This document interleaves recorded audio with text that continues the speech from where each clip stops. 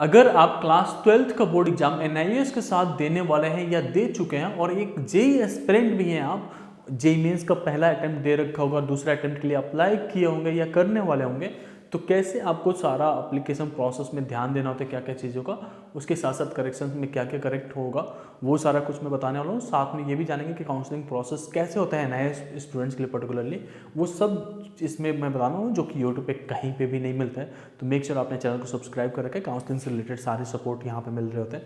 सबसे पहले जो भी स्टूडेंट्स जो इंजीनियरिंग एस्पिरेंट्स हैं उनको जेईई मेंस का फॉर्म फिल करना पड़ता है, बाकी कॉम्पिटेटिव एग्जाम्स के लिए भी अप्लाई करते हैं, बट एनआईएएस से 75% आ जाए या टॉप 20 परसेंटाइल में आ जाए तो बहुत ही अच्छी बात है। टॉप 20 परसेंटाइल एनआईएएस का लगभग 70% होता है, जो कि क्वाइट गुड। अब 5% कम भी आता है तब भी आप जो है आईआईटी एनआईटी ट्रिपल आईटीज में एडमिशन मिल जा रहा होता है, ठीक है।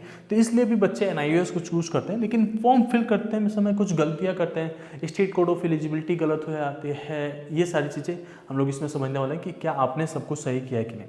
तो जेईई मेंस की एलिजिबिलिटी आप लोगों को पता है, क्लास 10th पास आउट होना चाहिए, 12th पास आउट होना चाहिए, पीसीएम होना चाहिए, ओवरऑल जो है आपका 75 प्लस होना चाहिए, या टॉप 20 में आप आ जाओ 70% लेके। अब इसमें पर्टिकुलर सब्जेक्ट्स की जरूरत नहीं होती, पांचों सब्जेक्ट्स का बेस्ट काउंट करें, मतलब आपके 6-7 सब्जेक्ट हैं तो बेस्ट 5 में आपके 70 होना चाहिए, लेकिन मेन सब्जेक्ट्स आपका पीसीएम तो होना ही चाहिए, पीसीएम प्लस इंग्लिश, ये 4 सब्जेक्ट्स प्लस कोई भी एक सब्जेक्ट लेके टोटल 70 या 75 प्लस आपका आ जाए तो हो जाएगा। अब देखो इस बार का टॉप 20 परसेंटाइल कितना आएगा वी डोंट नो, वो हम लोग आपको बाद में लिस्ट दे देंगे, बट 75 प्लस आता है तो you are eligible for JEE Mains. तो ये सारा कुछ आपको समझ में आ गया, काउंसलिंग वगैरह में सारा कुछ हम बताएंगे कि कैसे होता है। अब जो स्टूडेंट्स ने जेईई मेंस के फर्स्ट अटैम्प्ट दिए थे उनको भी जेईई मेंस फॉर्म फिल करते समय इन बातों का बस ध्यान देना। आप अपना लॉगिन करेंगे जो एग्जिस्टिंग क्रेडेंशियल है उसके थ्रू, आपको कौन सा पेपर देना है वो सेलेक्ट करेंगे, कोर्सेज क्या रहेगा, उसके बाद से क्वेश्चन पेपर का मीडियम क्या रहेगा, इंग्लिश हिंदी, अपने सिटी सेलेक्ट करेंगे, फीस पे करेंगे, अपना रिसिप्ट ले लेंगे, बस इतना ही सब प्रोसेस है। अभी आप कुछ नहीं करेंगे, लेकिन कुछ दिन बाद करेक्शन फॉर्म आएगा, करेक्शंस के लिए डेट आएंगे, तो उसमें जो आगे मैं बताने वाला हूँ उसके बेसिस पर अगर आपने कुछ गलत किया हुआ है तो करेक्ट कर लेना है, ठीक है। अब बात करते हैं जो बच्चे पहली बार रजिस्टर करने वाले हैं जेईई मेंस सेकेंड अटेम्प्ट के लिए, जो सेशन 2 होने वाले हैं उसमें, तो उनके लिए क्या रूल्स रहेगा वो बता देते हैं। सबसे पहला चीज़ समझिए, क्लास 10th के बेसिस पे सारे डिटेल्स देना है, आपके नाम वगैरह, आपका डेट ऑफ बर्थ वगैरह क्लास 10th की मार्कशीट से ही मैच होना चाहिए। इसीलिए कई बार हम लोग क्लास 10th की जो मार्कशीट है उसे बोलते हैं हम लोग कि ये जो है आपका जन्म प्रमाण पत्र है, इसमें डेट ऑफ बर्थ जो है हम लोग वेरीफाई करते हैं, तो ये जरूरी होता है। क्लास 10th के हिसाब से आपके नाम एंड ऑल रहेगा, ठीक है। इवन तो उसमें कुछ गलत है तब भी उसी के थ्रू। अब बहुत सारे बच्चे पूछते हैं कि हम लोग एनआईएएस से एग्जाम दे रहे थे, अपार आईडी कैसे मिलेगा। तो जैसे ही आप एनआईएएस के डैशबोर्ड में लॉगिन करते हैं तो वहाँ पे एक पॉपअप आता है कि अपार आईडी जनरेट करने का, तो आप वहाँ से जनरेट कर सकते हैं, या आप डिजी लॉकर पे भी जाके अपने अपार आईडी बना सकते हैं अगर आपने अभी तक नहीं बनाया। और ये यूनिक आईडी होता है, तो अगर आपने पहले बना रखा है तो वही वैलिड होगा, अलग से कोई अपार आईडी नहीं जनरेट होते। तो ये बातें आपको समझ में आ गया, तो इससे आप आईआईटी एनआईटी हर जगह पे ये काम करता है, क्योंकि अब ये एक डिजिटल वॉलेट हो गया जिसमें आपके सारी डिग्रियाँ आएंगे, तो उस लिए नीडेड रहता है। और अब किसी भी कॉलेज में एडमिशन लेने के लिए गवर्नमेंट इस तरफ स्विच कर रहा है कि अगर किसी यूनिवर्सिटी में आपको एडमिशन लेना है तो बस आप अपना अपार आईडी दे दीजिए, उनको सारे डॉक्यूमेंट्स वेरीफाइड हो जाएंगे, ठीक है। इस वजह से अब क्लास 12th की क्वालिफिकेशन में डिटेल्स जो डालने होते हैं वो समझ लेते हैं, बाकी state code of eligibility and आपके कास्ट सर्टिफिकेट्स वगैरह के बारे में आगे समझेंगे, ठीक है। तो ये क्लास 12th की जो बोर्ड एग्जाम्स आपने दे रहे हैं उसमें आपको डिटेल्स जो डालने हैं वो, अगर आप पास आउट है तो पास आउट सेलेक्ट करेंगे, अगर अपीयरिंग है तो अपीयरिंग सेलेक्ट करेंगे, 2026 में अपीयर हुए तो 26 सेलेक्ट करना है। यहाँ पे क्वालिफाइंग एग्जामिनेशन आएगा, तो इसमें से आपको सेलेक्ट करना है एनआईओएस, यहाँ पे आपको National Institute of Open Schooling मिल जाएगा, उससे आप सेलेक्ट करेंगे। उसके बाद से यहाँ पे प्लेस ऑफ स्कूल, अगर आप रूरल एरिया में गांव इलाके में हैं तो रूरल सेलेक्ट करिए, अर्बन इलाके में है तो अर्बन सेलेक्ट करना है। यहाँ पे आपसे पूछेगा स्कूल कॉलेज का प्रकार, किस टाइप का स्कूल है, तो ये देखो ये एक ओडीएल है, ये ओपन एंड डिस्टेंस लर्निंग में आता है। उसके बाद से आपका क्वालिफाइंग एग्जामिनेशन स्टेट्स पूछेगा, तो इसमें वो स्टेट सेलेक्ट करना है जहाँ से आपका एग्जाम देने वाले हो। जैसे बहुत सारे बच्चे बिहार से होते हैं और दिल्ली का कोटा लेने के लिए एनआईएएस के एग्जाम दिल्ली से देते हैं, वहाँ से रेंटल एग्रीमेंट वगैरह बना के। तो अगर आपने दिल्ली से एग्जाम दे रहे हैं तो दिल्ली सेलेक्ट करना है, जहाँ से भी आपका एग्जाम्स हो रहा है जिस भी रीजनल सेंटर्स के अकॉर्डिंग, तो वहाँ का स्टेट सेलेक्ट करना पड़ेगा, ठीक है। ये समझ में आ गया। उसके बाद से क्वालिफाइंग एग्जाम डिस्ट्रिक्ट सेलेक्ट कर लेंगे।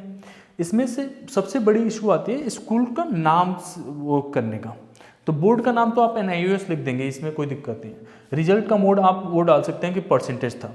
स्कूल के नाम में आपको जो है, जो आपका स्टडी सेंटर का नाम रहता है, नीचे आपके आई कार्ड पे लिखा होता है ब्लू स्ट्रिप पे, वो स्कूल का नाम आपको यहाँ पे डालना पड़ेगा। और आपका जो एनरोलमेंट नंबर रहता है NIOS का, वो यहाँ पे आप डालेंगे। अब इतना तो समझ में आ गया होगा कि क्लास 12 के डिटेल्स JEE मेंस के फॉर्म में NIOS स्टूडेंट्स के लिए कैसे डालना है, ये आपको समझ में आ गया पूरी तरीके से। बट अगर किसी वजह से आपको लगता है कि मेरे मार्क्स JEE मेंस में कम आए हैं, फर्स्ट अटैम्प्ट में या दूसरे अटैम्प्ट में भी नहीं आ सकते, और बैकअप यूनिवर्सिटीज़ के लिए आप प्लान कर रहे हैं, तो एक कॉलेज हम लोग सजेस्ट करेंगे LPU का।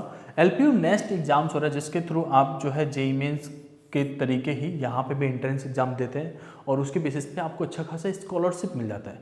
JEE मेंस का एग्जाम देते हैं तो एक अच्छा कॉलेज मिलता है। ये ऑलरेडी LPU आप लोग कॉलेज के बारे में जानते हैं, यहाँ पे अच्छा पैकेज आता है, वो आगे मैं डिटेल में बताऊँगा। बट इस कॉलेज में खास बात यह है कि आप अप टू 100% तक का स्कॉलरशिप अर्न कर सकते हैं, मतलब फ्री में यहाँ पे पढ़ाई कर सकते हैं। अगर प्लेसमेंट की बात करें तो 2.5 करोड़ तक प्लेसमेंट्स यहाँ से गया हुआ है। उसके बाद से हाईएस्ट पैकेज देखा जाए तो 2.5 करोड़ है, 1.03 करोड़ पैकेज गया हुआ है। लगभग 2000 से अधिक बच्चों को 10 लाख से ऊपर पैकेज मिला हुआ है, 2.5 करोड़ के बीच में, ठीक है। ये एक अच्छी बात है कि यहाँ से इतनी सारी अपॉर्चुनिटी मिल रहा है।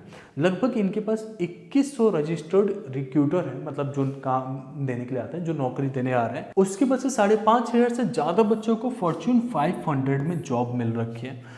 यहाँ पे देखें तो 10 लाख से ऊपर मैंने आपको बताया कि एवरेज सैलरी है, जिसमें टॉप 25% स्टूडेंट्स इसमें आ जाता है, तो इजली अच्छा प्लेसमेंट मिल जा रहा है। उसके बाद से यहाँ पे बहुत सारे रिक्रूटर्स हैं जो IIT IIM में भी जाते हैं और यहाँ पे भी आते हैं, जैसे माइक्रोसॉफ्ट, गूगल, कॉग्निजेंट, उसके बाद से ऑटोडेस्क है, सिस्को है, बॉश, ये सारी कंपनियां इस यहाँ पे LPU में आते हैं। और सबसे अच्छी बात यह है कि अगर आप JEE मेंस में के थ्रू अगर आप IIT NITs में भी जाते हैं तो आपको स्टडी ग्रांट मिलते हैं यहाँ से, अगर इसमें आप अच्छा परफॉर्म करते हैं। तो स्कॉलरशिप का ब्रेकडाउन कुछ इस तरीके से, आपको जो है अगर रैंकर बनते हैं, टॉपर हैं, आप बोर्ड टॉपर बन जाते हैं, जैसे NIOS में टॉप कर जाते हैं, तो आपको उस बेसिस पर 100% स्कॉलरशिप मिलेगा, या 1 लाख का आप वो कर सकते हैं अगर आप IIT NIT में जाते हैं।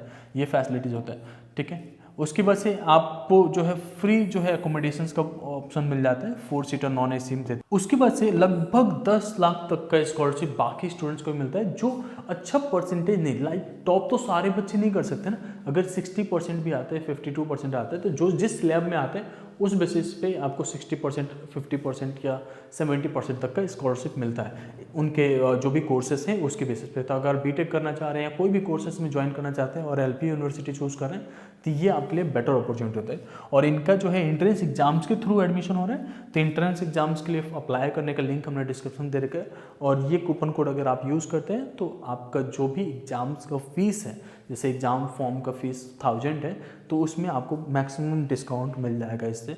तो ये कूपन कोड आप यूज़ कीजिएगा, जो कि आपके लिए ज़्यादा इजी हो जाएगा चीज़ें समझने के लिए। आप में से बहुत सारे स्टूडेंट्स को ये डाउट रहता है कि मेरा स्टेट कोड ऑफ एलिजिबिलिटी क्या रहेगा, मैं किस स्टेट के कोटा के लिए एलिजिबल हूँ।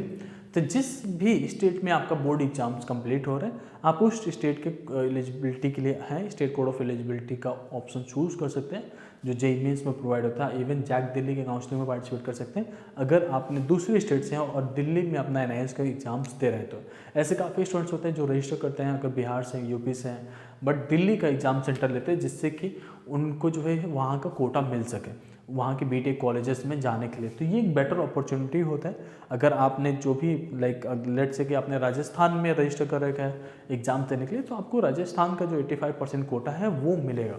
तो इससे बिल्कुल भी गलत नहीं करना। सबसे ज़्यादा गलती ये होती है कि बच्चे जो स्टेट वो डालते हैं जहाँ से उनका रेसिडेंशियल होता है, जो जहाँ उनका बर्थ है, वो वाला नहीं काउंट करता है। आपका 12th कहाँ से कंप्लीट हो रहा है वो काउंट होता है, ठीक है। ये बातें समझ में आ गई।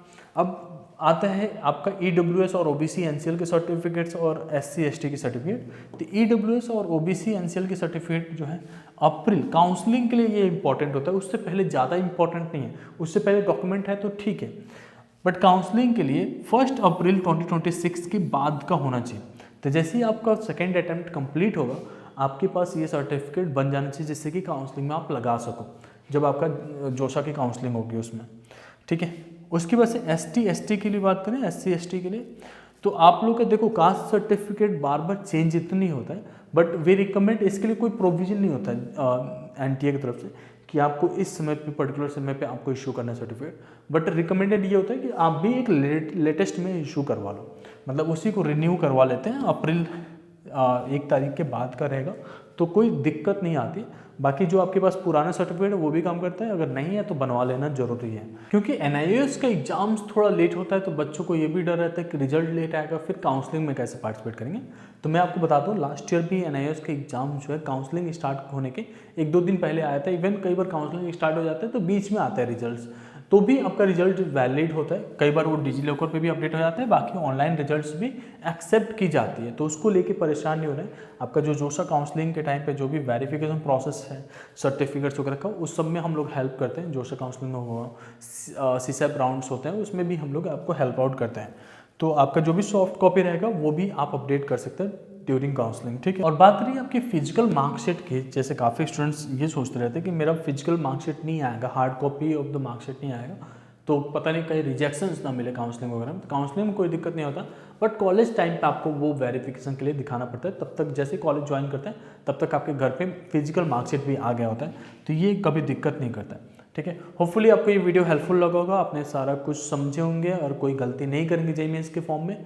कोई चीज़ की डाउट है तो आप हमें रीच आउट कर सकते हैं, लिंक हमने डिस्क्रिप्शन में दे रखा है उसके थ्रू भी, या आप कमेंट सेक्शन में बता सकते हैं, हमारे फ़ोन नंबर पे कनेक्ट कर सकते हैं। मेक श्योर आपने सब्सक्राइब कर रखा है, टेलीग्राम चैनल जरूर ज्वाइन कर लेना, वहाँ पे सारे अपडेट्स पहले आ जाते हैं। होपफुली आपको ये वीडियो हेल्पफुल लगा होगा। Thank you so much.